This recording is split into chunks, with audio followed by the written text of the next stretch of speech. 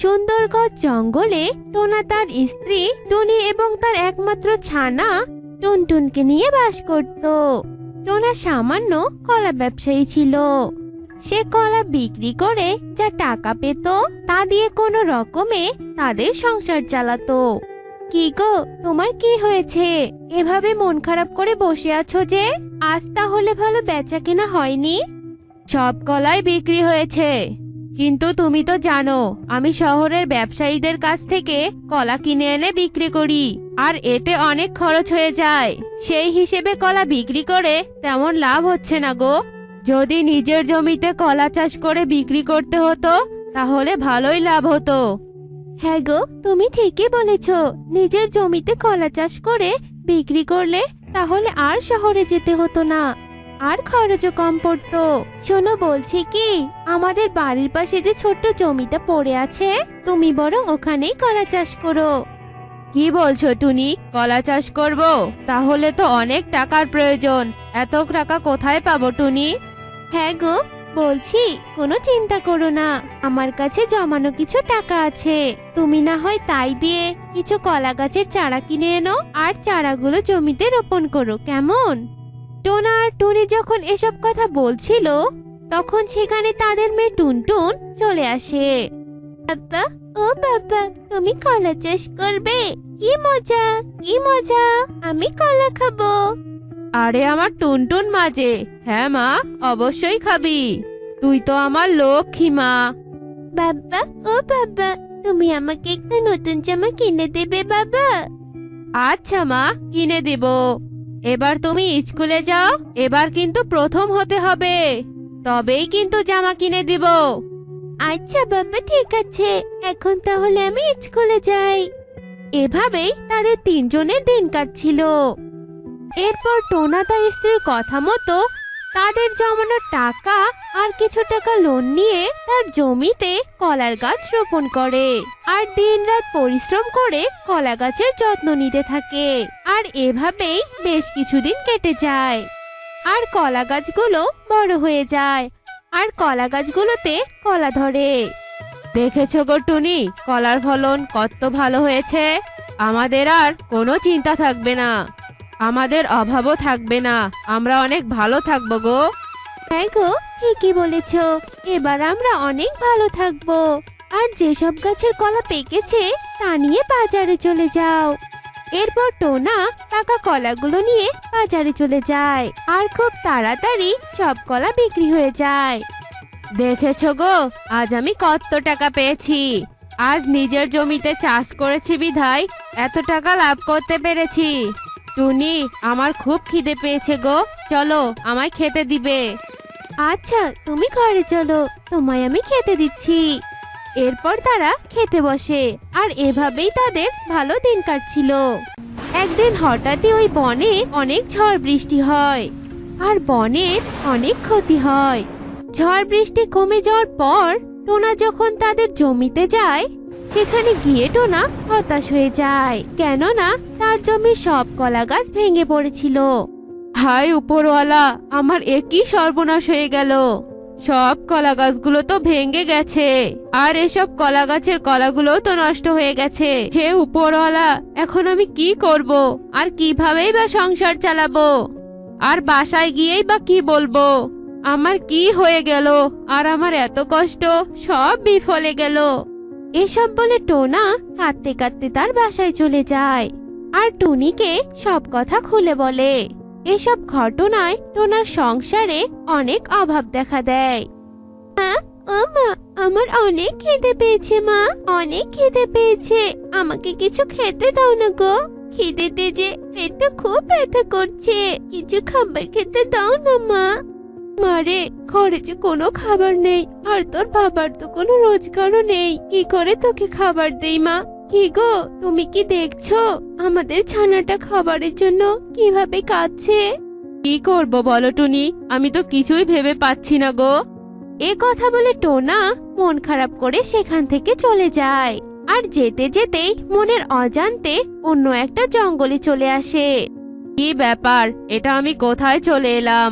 এ তো দেখি দক্ষিণের জঙ্গল, কখন যে মনের ভুলে এখানে চলে এসেছি বুঝতেই পারিনি। এসব কথা বলতেই টোনার কানে কিছু আওয়াজ ভেসে আসে, আর টোনা সেই আওয়াজ অনুসরণ করে যেতে থাকে। আর হঠাৎই দেখতে পায় এক ঈগল তান্ত্রিক এক পাখির রানীকে খাঁচায় বন্দি করে কি জানি একগুলো মন্ত্র পড়ছে। মনে হচ্ছে ওই শয়তান তান্ত্রিক পাখির রানীকে আটকে রেখেছে। ওই পাখির রানীকে আমার সাহায্য করা উচিত। এই বলে টোনা একটি বড় লাঠি নিয়ে তান্ত্রিকের কাছে চলে যায় আর তাকে লাঠি দিয়ে মারতে থাকে। আর মার খেতে খেতে তান্ত্রিক জ্ঞান হারিয়ে মাটিতে পড়ে যায়। এরপর টোনা পাখির রানীকে মুক্ত করে। তুমি সত্যি খুব ভালো গো। আজ তুমি যদি আমাকে সাহায্য না করতে, ওই তান্ত্রিক আমাকে বলি দিয়ে দিত। তোমাকে যে কিভাবে ধন্যবাদ দিব। তা তুমি এই জঙ্গলে কেন এসেছো? আসলে আমি অনেক চিন্তায় ছিলাম, তাই কখন যে জঙ্গলের ভিতরে চলে এসেছি তা বুঝতেই পারিনি। আমার বাসা পাশের জঙ্গলেই। এরপর টোনা তার সব কষ্টের কথা পাখির রানীকে খুলে বলে, আর পাখির রানী এসব শুনে অনেক কষ্ট পায়। তুমি কোনো চিন্তা করিও না, আমি তোমাকে সাহায্য করব। কারণ তুমি আমার জীবন বাঁচিয়েছো, আর তোমার সাহায্য করতে পারলে আমার অনেক ভালো লাগবে। এরপর পাখির রানী টোনাকে একটা বীজ দেয়। শোনো, এটা কোনো সাধারণ বীজ নয়, এটা একটা জাদুর বীজ। এই জাদুর বীজ তুমি তোমার বাসার আঙ্গিনায় রোপণ করবে, আর এই বীজটা দিয়ে তুমি তোমার সব সমস্যা সমাধান করতে পারবে। এসব বলে পাখির রানী সেখান থেকে অদৃশ্য হয়ে যায়, আর বীজটি নিয়ে টোনা বাসায় চলে যায়। কি গো, তুমি এখন ফিরলে? তোমার হাতে ওটা কি গো? খাবার নিয়ে এসেছো নাকি? না গো টুনি, আমি কোনো খাবার আনিনি, কিন্তু এটা আমি একটা জাদুই বীজ নিয়ে এসেছি। তারপর টোনা টুনিকে সব কথা খুলে বলে, আর বীজটি তাদের আঙ্গিনায় রোপণ করে। আর হঠাৎই বীজটি রোপণ করার সাথে সাথে সেখানে একটি বড় কলা গাছ হয়, আর সেই কলা গাছে কলার পরিবর্তে ডালিম ধরা ছিল। এ দেখে টোনা ও তার স্ত্রী ভীষণ অবাক হয়ে যায়। কি গো, এসব কি দেখছি গো? আমার তো একদমই বিশ্বাস হচ্ছে না। কলা গাছে কলার পরিবর্তে ডালিম ধরে আছে, এটাও কি সম্ভব? হ্যাঁ গো, এজন্যই তো পাখির রানী বলেছিল এটা একটা জাদুই অদ্ভুত বীজ। না হলে কি আর এমন হতো বলো? সত্যি এই গাছ তো বড়ই অদ্ভুত। টোনা আর টুনির এসব কথা শুনে সেখানে টুনটুন চলে আসে, আর কলা গাছে তো ডালিম দেখে টুনটুনও ভীষণ খুশি হয়। মা মা, ও মা, কলা গাছে ডালিম ধরেছে, আমি খাবো মা, আমাকে একটা ডালিম পেড়ে দাও না মা। আচ্ছা মা, দাঁড়া দাঁড়া, আমি ডালিম ছিঁড়ে দিচ্ছি, আর দেখি ডালিমগুলো ভালো কিনা। এরপর টুনি গাছ থেকে একটা ডালিম ছিঁড়ে নেয়, আর ফেটে দেখে আরো অবাক করা কাণ্ড। কেননা ডালিমের ভিতরে দানাগুলো ছিল হীরের। তা দেখে টুনি, হ্যাঁ গো শুনছো, এ কি অবাক করা কাণ্ড! ডালিমের ভেতরে দানাগুলো তো হীরের। এই সব পাখি রানীর জাদুর খেলা গো। আর থেকে আমরা অনেক ভালো থাকবো, আমাদের আর অভাব থাকবে না গো। আমার যে খুব খুশি লাগছে। এরপর টোনা ডালিমের ভেতরের সব হীরের দানাগুলো বিক্রি করে অনেক টাকা পায়, আর অনেক লাভবান হয়। তো বন্ধুরা, আজকে আমাদের গল্পটি তোমাদের কাছে কেমন লেগেছে তা কমেন্টে জানাতে ভুলো না কিন্তু।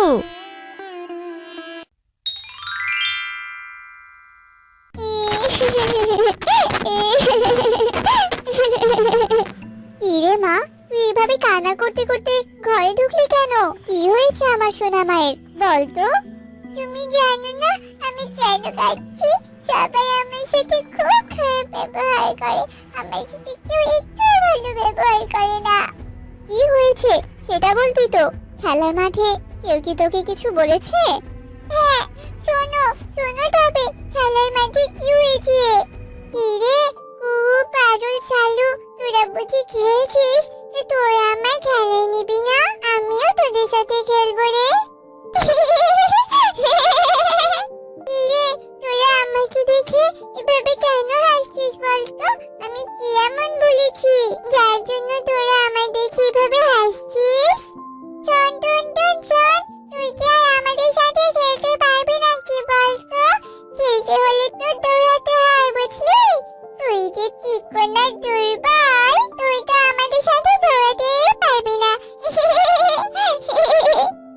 ওকে আর তুই কি বলছিস বলতো?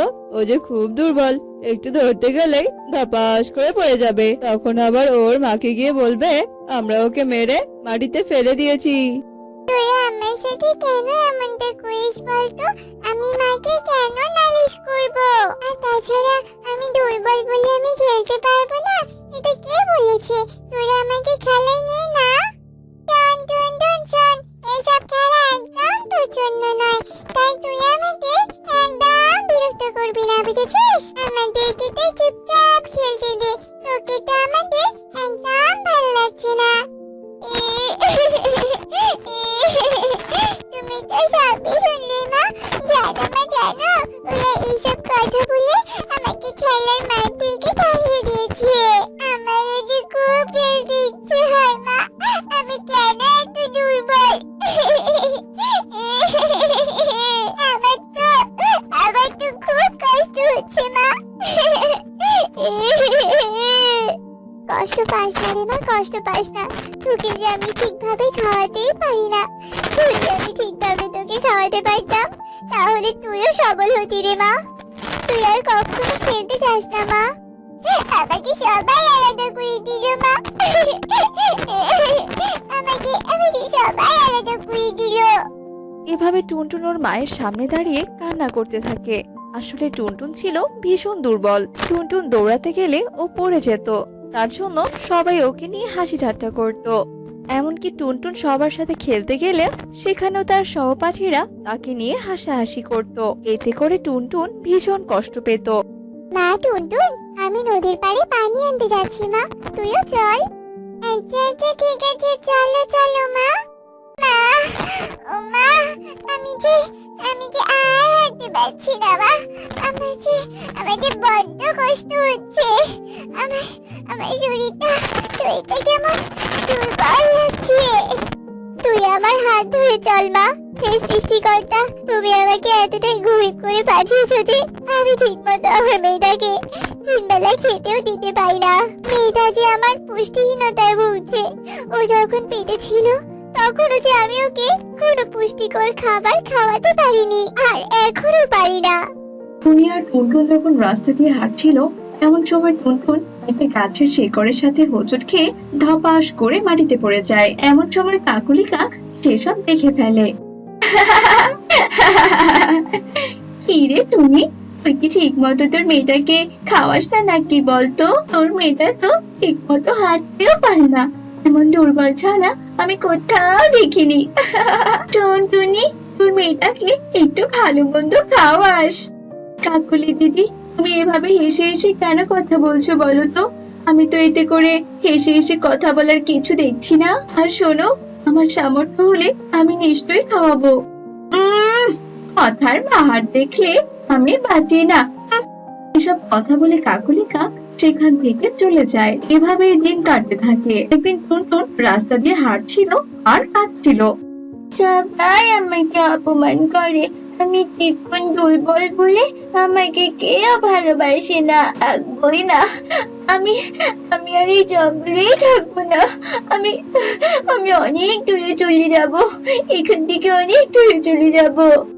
আরে আরে, এই কলা গাছটা তো দেখছি আমার মতো দুর্বল, কেমন যেন হেলে গেছে। না, এই কলা গাছটাকে বরং আমি সোজা করে দিই। ওই তো দূরে একটা বাঁশ দেখা যাচ্ছে, ওই বাঁশটা দিয়ে আমি খুঁটি দেই। এই তো গাছটা একদম সোজা হয়ে গেছে। আমি এবার বাড়িতে চলে যাই।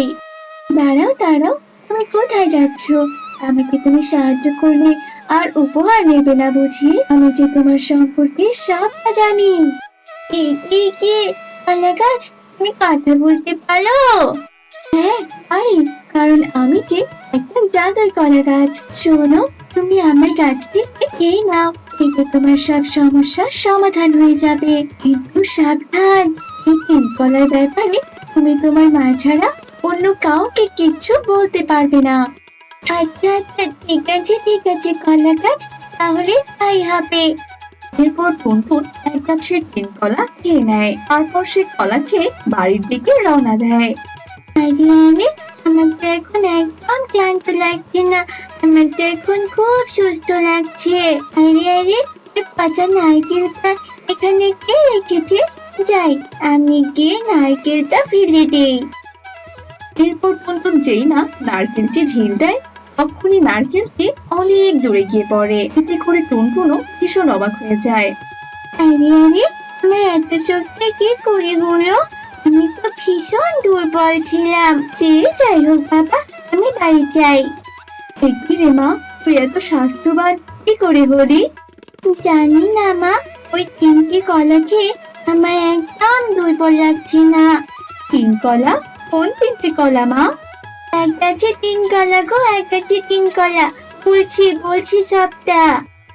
এবার আমি সবটা বুঝতে পারছি মা। আসলে কলা গাছের শক্তিশালী কলা খেয়ে তুই সুস্থ হয়েছিস। তবে মা, তুই এইসব কথা ভুলেও কাউকে বলিস না। আচ্ছা আচ্ছা, ঠিক আছে মা, আমি কাউকে বলবো না। এরপর থেকে টুনটুন অনেক শক্তিশালী হয়ে যায়। টুনটুন ওর মাকে ভারী ভারী কাজ করতে সাহায্য করত। একদিন কনক শালু, তোরা বাঁচা আমাকে। আমি যে হাত ফসকে গেলে নিচে পড়ে যাব। বাঁচা তোরা, বাঁচা আমাকে। ও এভাবে গাছের ডাল ধরে ঝুলে থাকে। ওরে, আমাদের তো অত শক্তি নেই ওকে টেনে তোলার। তুই একাই উঠে আসার চেষ্টা কর রে। আমাকে খুব ভয় করছে। আমাকে তোরা টেনে তোল। এই, কি হয়েছে? এই মা, ও তুই ওখানে কি করে পড়ে গেলি রে? তোরা দাঁড়া, আমি তোকে তুলছি। তুই তো নিজেই অনেক দুর্বল রে, তুই আবার ওকে কি করে তুলবি শুনি? কনক বারণ করা সত্ত্বেও টুনটুন কুহুকে এক হাত দিয়ে টেনে তোলে। এতে সবাই ভীষণ অবাক হয়ে যায়। একই, তুই তো অনেক দুর্বল ছিলি, তুই এত শক্তিশালী কি করে হলি রে? কি খেয়েছিস তুই বল? আমি তোদের এসব কথা বলতে পারবো না কনক। বলতে পারবি না মানে? তোকে তো বলতেই হবে। জঙ্গলের সবার কাছেই শুনেছিলাম তুই নাকি অনেক শক্তিশালী হয়ে গেছিস। তখন আমি বিশ্বাস করিনি, কিন্তু আজ তো নিজের চোখেই দেখতে পেলাম। বললাম তো তোদের আমি এসব কথা বলতে পারবো না। এবার আমি আসি রে। এসব কথা বলে টুনটুন সেখান থেকে চলে যায়। এই টুনটুন শক্তিশালী হয়ে তো দেখছি ওর অনেক ভাব বেড়ে গেছে।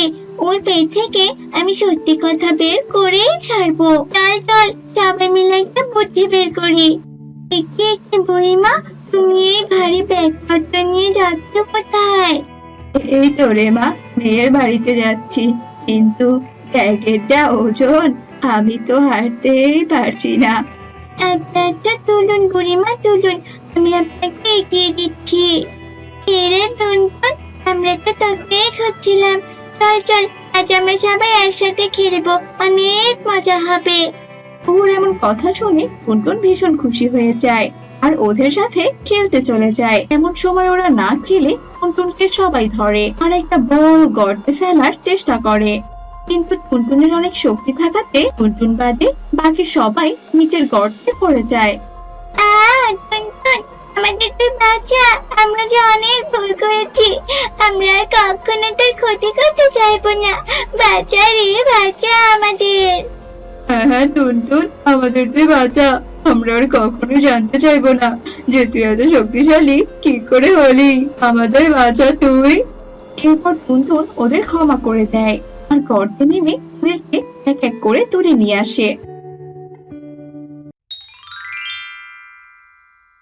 বন্ধুরা, আজ তোমাদের শোনাতে যাচ্ছি পাহাড়পুর জঙ্গলের এক কালু কাকের কথা। সে ছিল ভীষণ অলস। লোভে পড়ে সে কিভাবে বোকা হয়েছিল সেসব কাহিনী এবার তোমরা শুনবে। ঘরে চাল ডাল সব কিছুই ফুরিয়ে গেছে। এবারে 4-4টে লোক কি খাবে সে খেয়াল আছে তোমার? হ্যাঁ, একটা বউকে পালার মুরত নেই, সেখানে 3-3টে বউ আছে। এখন কি আমরা হাওয়া খেয়ে বেঁচে থাকবো নাকি? হ্যাঁ, কি গো, কথা বলছো না কেন? হ্যাঁ, সারাক্ষণ ষাঁড়ের মতো শুধু শুয়ে থাকো। বিয়ে করার সময় মনে ছিল না এদেরকে খাওয়াতে হবে?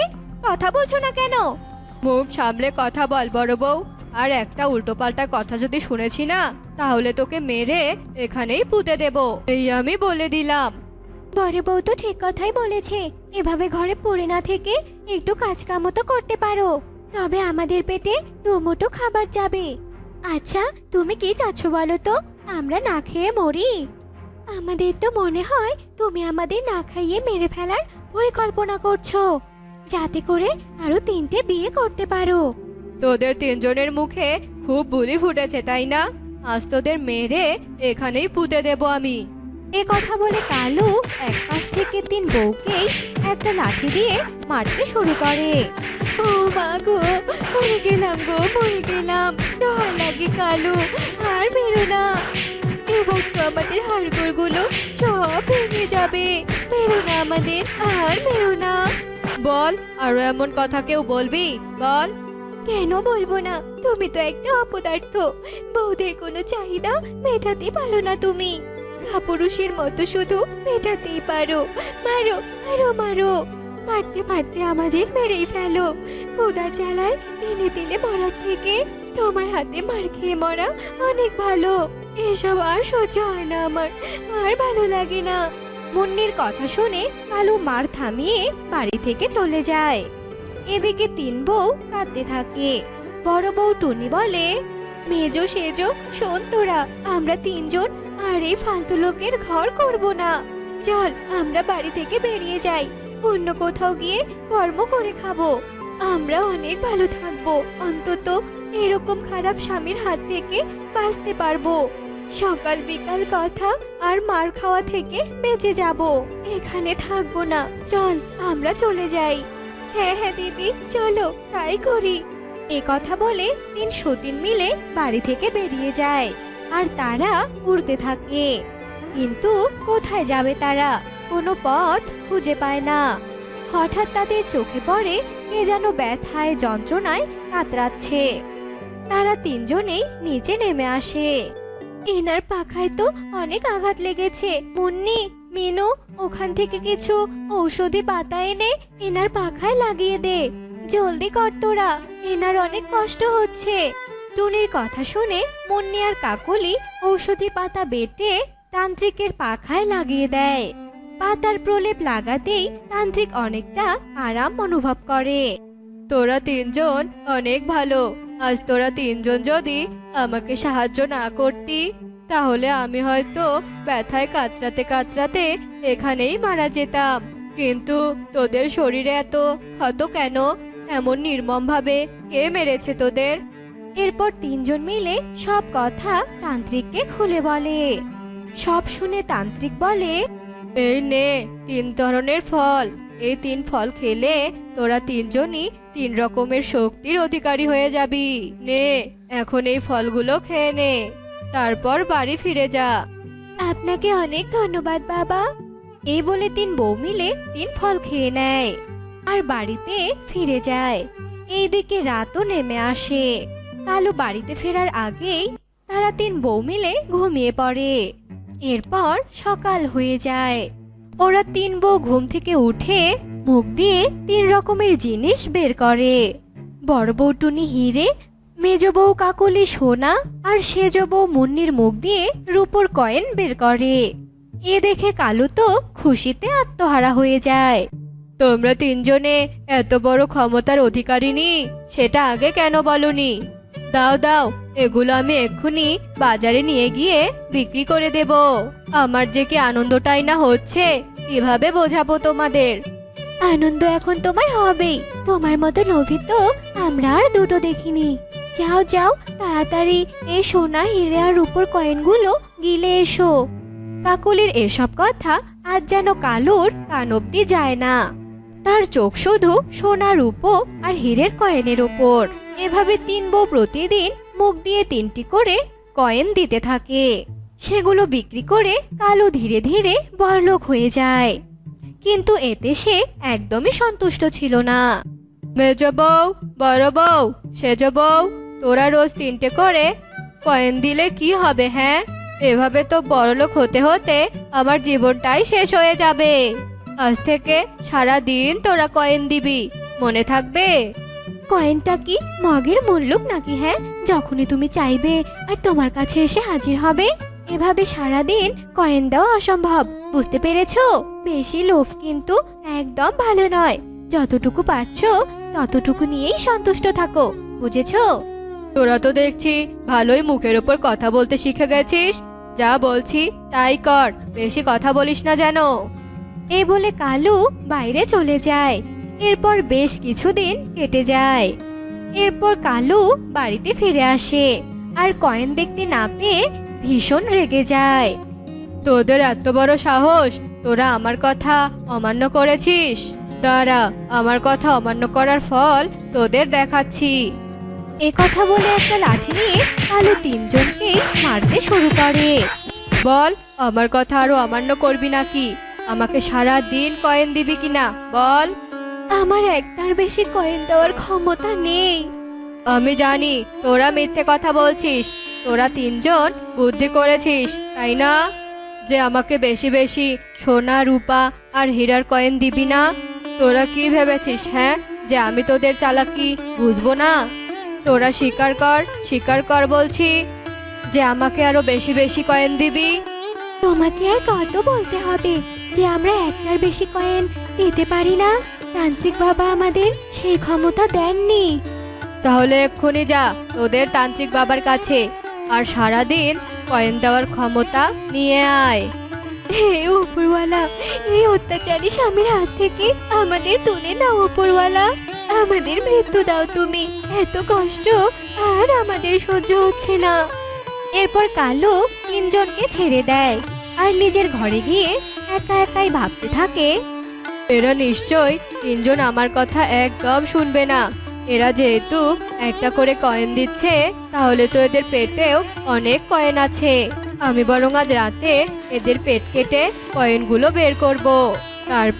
তারপর আমি এই দুনিয়ার সব থেকে বড়লোক হয়ে যাব। হা হা হা হা হা।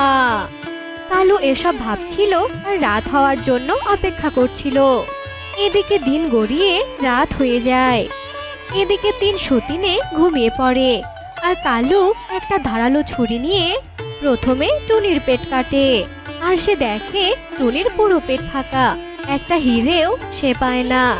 এরপর কালু একে একে মুন্নি আর কাকুলির পেটও কাটে, কিন্তু এদের পেট কেটেও কালু কিচ্ছু পায় না। এসব দেখে কালু কাঁদতে কাঁদতে বলে, হায় হায়, এ আমি কি বোকামি করলাম। লোভে পড়ে তো আমি আমার সব হারিয়ে ফেললাম। প্রত্যেক দিন যা কয়েন পেতাম, আজ তো আমি তাও হারিয়ে ফেললাম। বউ, ও বউ, তোরা কথা বল বউ, আমার ভুল হয়ে গেছে। তোরা ফিরে আয় বউ। এরপর কালু অধিক শোকে পাগল হয়ে যায় আর পথে পথে ঘুরতে থাকে।